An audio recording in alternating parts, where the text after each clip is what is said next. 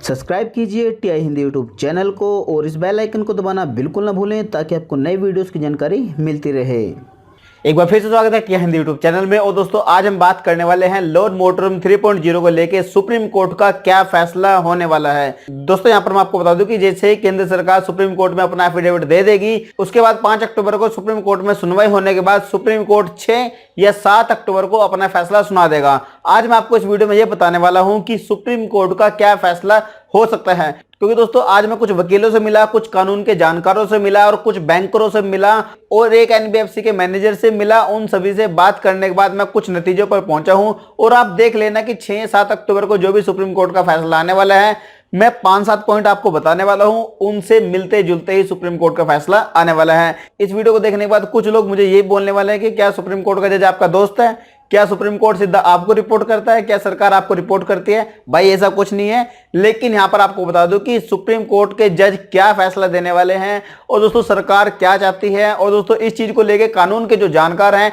जैसे कि हमारा मीडिया पहले ही अंदाजा लगा लेता है कि आरबीआई क्या करने वाला है, क्या रेपो रेट घटेगा या नहीं घटेगा, किसकी जीत होने वाली है, किसकी हार होने वाली है, लगभग हमारा भी कुछ इसी तरीके का अनुमान है। तो दोस्तों यहां पर मैं आपको बताने वाला हूं कि इस वीडियो को शुरू से लेकर लास्ट तक देख लेना और आपको पता लग जाएगा कि सुप्रीम कोर्ट का क्या फैसला होने वाला है। नमस्कार दोस्तों, मेरा नाम है हरविंद्र, आप देख रहे हैं टीआई हिंदी यूट्यूब चैनल। दोस्तों हमने यहाँ पर 7-8 पॉइंट ऐसे बनाए हैं जिनको देखते हुए आप बता सकते हैं कि सुप्रीम कोर्ट क्या फैसला देने वाला है। हमने कुछ पॉइंट लिखा है। जो सबसे पहला पॉइंट लिखा है वो है मोरेटोरियम को लेके कि क्या मोरेटोरियम 3.0 अब सभी को मिलेगा या नहीं, क्या मोरेटोरियम 3.0 का ऑफिशियली अनाउंसमेंट होगा या नहीं। दोस्तों यहां पर मैं आपको बता दूं कि मोरेटोरियम 3.0 को लेके कोई भी ऑफिशियली अनाउंसमेंट नहीं होने वाला, चाहे वो सरकार की तरफ से हो, सुप्रीम कोर्ट की तरफ से हो, आरबीआई की तरफ से हो, ऐसा कहीं से भी कोई भी ऑफिशियली अनाउंसमेंट नहीं होने वाला है कि अब किसी भी टाइप का आपको लोन मोरेटोरियम 3.0 मिलने वाला है। लोन मोरेटोरियम 3.0 का ऑफिशियली अनाउंसमेंट क्यों नहीं होने वाला है,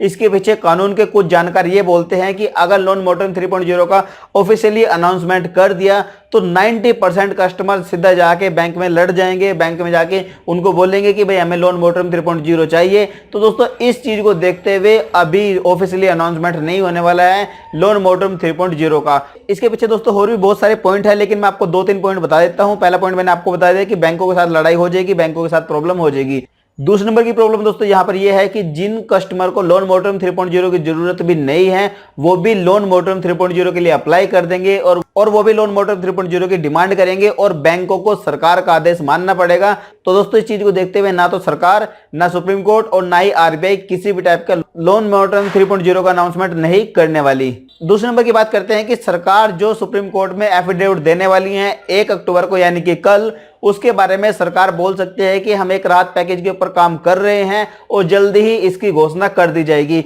अब इस राहत पैकेज में क्या कुछ होने वाला है उसके बारे में तो सरकार ही बता सकती है, लेकिन कुछ पॉइंट मैं आपको यहां पर बताने वाला हूं। तो दोस्तों केंद्र सरकार जो सुप्रीम कोर्ट में कल एफिडेविट देने वाली है उसके अंदर एक ये भी पॉइंट होने वाला है कि हम एक राहत पैकेज के ऊपर काम कर रहे हैं और इसके ऊपर जल्दी ही जल्दी कोई ना कोई फैसला लिया जाएगा। वित्त मंत्रालय में राहत पैकेज एक फाइनल स्टेज पे है और जैसे ही फाइनेंस मिनिस्टर के हमारे साइन हो जाएंगे, जैसे ही हमारी सरकार के साइन हो जाएंगे, वैसे ही राहत पैकेज के ऊपर ऐलान कर दिया जाएगा। तो दोस्तों इस चीज को लेके भी सुप्रीम कोर्ट के अंदर कल एक सरकार एफिडेविट दे सकती है।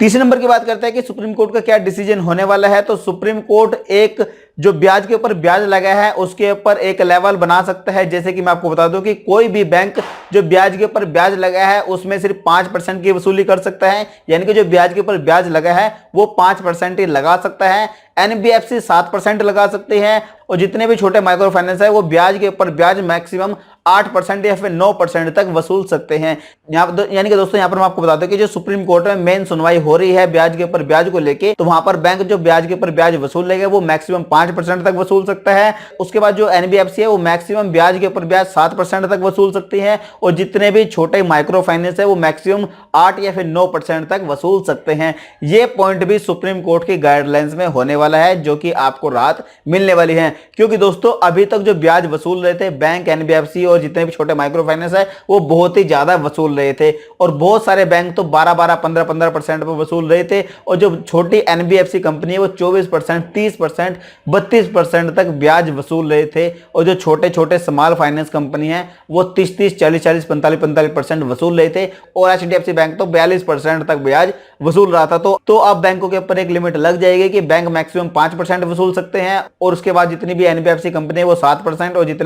जितने भी छोटे स्मॉल फाइनेंस है वो 8 या 9% वसूल सकते हैं। चौथे पॉइंट की बात करते हैं कि सुप्रीम कोर्ट का क्या फैसला होने वाला है। चौथे नंबर पे सुप्रीम कोर्ट सभी बैंकों को ये आदेश दे सकता है, सरकार को और आरबीआई को भी आदेश दे सकता है कि बैंकों को बोला जाए, बैंकों के लिए एक नोटिस जारी किया जाए कि कोई भी बैंक अगर कोई कस्टमर वहां पर लोन रिस्ट्रक्चरिंग के लिए अप्लाई करता है तो किसी भी ऐसे कस्टमर को लोन रिस्ट्रक्चरिंग के लिए मना ना किया जाए जिसको लोन रिस्ट्रक्चर की जरूरत है या फिर वो अप्लाई करना चाहता है। तो दोस्तों कुल मिलाकर बात यह है कि अगर आप अब लोन रिस्ट्रक्चर के लिए अप्लाई करेंगे तो बैंक आपको मना नहीं कर पाएगा, और लोन रिस्ट्रक्चरिंग के लिए बैंक भी मजबूर हो जाएगा क्योंकि सरकार उसके ऊपर आदेश देने वाली है और आरबीआई का ये आदेश देने वाली है। इसके ऊपर सरकार या फिर आरबीआई कोई एक नया पोर्टल भी लॉन्च कर सकता है सुप्रीम कोर्ट के आदेश के बाद, या फिर दोस्तों आरबीआई बैंकों के एक नया आदेश जारी कर सकता है जिसमें कि एक अलग से पैनल बनाया जाए, जितने भी लोन रिस्ट्रक्चर के लिए ग्राहक आते हैं, जितने भी कस्टमर आते हैं बैंक के पास, उनके लोन रिस्ट्रक्चर हो सकती है या नहीं,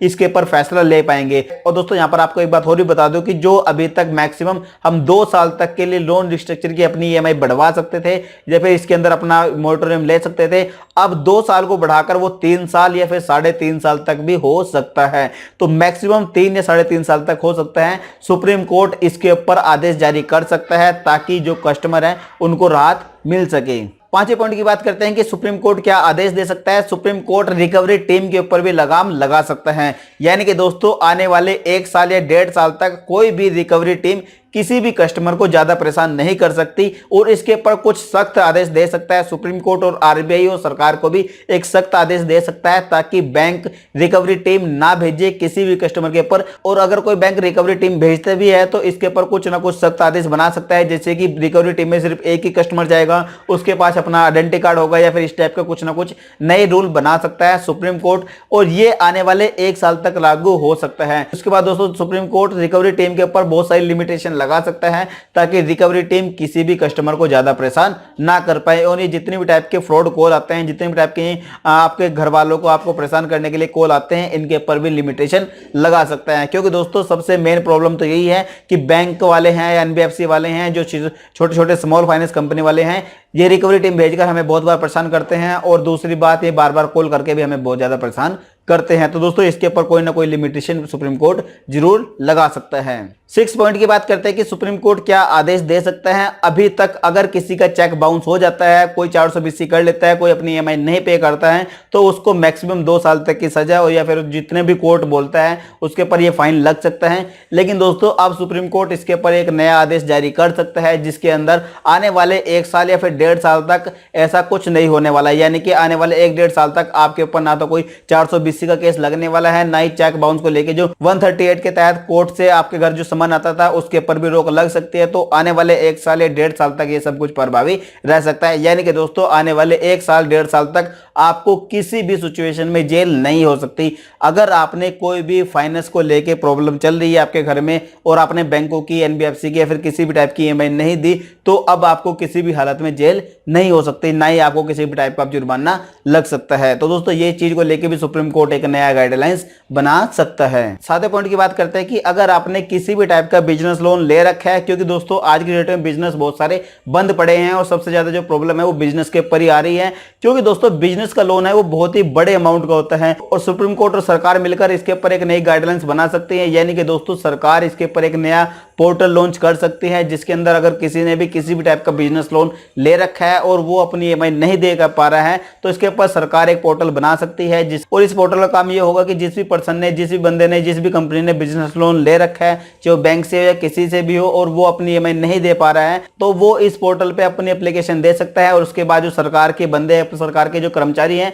वो उनकी हेल्प करने के लिए तैयार हो जाएंगे, और जो भी वो फैसला लेंगे, जो भी वो सरकार के कर्मचारी फैसला लेंगे, वो बैंकों को मानना ही मानना पड़ेगा। तो दोस्तों इस चीज को लेकर भी एक नया पोर्टल लॉन्च कर सकती है सरकार। 8वें और लास्ट पॉइंट की बात करते हैं कि जिन कस्टमर की अभी जॉब चली गई है, जिन कस्टमर का बिजनेस बंद पड़ा है, या फिर जिन भी कस्टमर की जो बैंक की स्टेटमेंट है उसमें लॉस दिखा रहा है, तो उन कस्टमर को 31 दिसंबर तक का लोन मोटरम 3.0 मिल सकता है, और वो भी बैंकों के कहने पर मिल सकता है। इस चीज को लेके बैंक किसी भी ऐसे कस्टमर को लोन मोटरम 3.0 के लिए मना नहीं कर सकता। जिनको भी जॉब लॉस्ट हुई है, जिनकी सैलरी कट हुई है, या फिर उनकी जॉब में प्रॉब्लम आई है, या फिर दोस्तों उनके बिजनेस में प्रॉब्लम आई है, या फिर बैंक की जो स्टेटमेंट है उसके अंदर वो बैलेंस डाउन दिखा रहे हैं, तो ऐसे किसी भी कस्टमर को लोन मोटरम 3.0 देने से बैंक मना नहीं कर सकता। तो दोस्तों ये 7-8 पॉइंट हमने निकाले हैं, जिसको देखते हुए सुप्रीम कोर्ट इन 7-8 पॉइंट के बीच में ही सुप्रीम कोर्ट अपने फैसला दे पाएगा। तो दोस्तों ये 8 पॉइंट हमने निकाले हैं, कुछ वकीलों से बात करके, कुछ कानून के जानकारों से बात करके, कुछ बैंकरों से बात करके, और कुछ